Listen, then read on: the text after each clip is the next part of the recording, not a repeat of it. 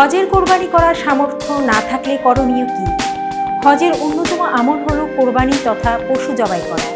মহান আল্লাহ তাআলা বলেন, আর যখন তোমরা নিরাপদ হবে তখন যে ব্যক্তি ওমরা সহ হজ পালন করবে তবে যে পশু সহজ হয় তা জবাই করবে। তাই কিরান ও তামাত্তু হজ আদায়কারীদের উপর তা পালন করা ওয়াজিব, যেহেতু তারা একই সফরে ওমরা সহ হজ পালন করে থাকেন। ইফরাত হজ আদায়কারীর উপর কোরবানি ওয়াজিব নয়, তবে করলে ভালো। তামাত্তু ও কিরান হজকারীর যদি এই কোরবানি করার সামর্থ্য না থাকে তাহলে তাকে কোরবানির পরিবর্তে 10টি রোজা রাখতে হবে। 10 তারিখের আগে 3টি রোজা রাখতে হবে, বাকি 7টি হজ থেকে পরিপূর্ণভাবে অবসর হয়ে সুযোগ মতো যে কোনো সময় এবং যে কোনো স্থানে রাখতে পারবে।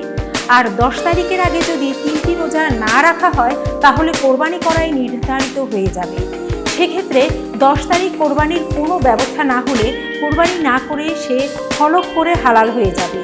এরপর যখন সক্ষম হবে তখন হারামের সীমানার মধ্যে 2টি পশু জবাই করতে হবে, একটি হজের কোরবানির জন্য আর একটি কোরবানি না করে হালাল হওয়ার দম হিসেবে। এতক্ষণ বার্তা বৈঠকের সাথে থাকার জন্য ধন্যবাদ। নতুন নতুন সংবাদ পেতে বার্তা বৈঠকের ইউটিউব চ্যানেল ও ফেসবুক পেজের সাথেই থাকুন।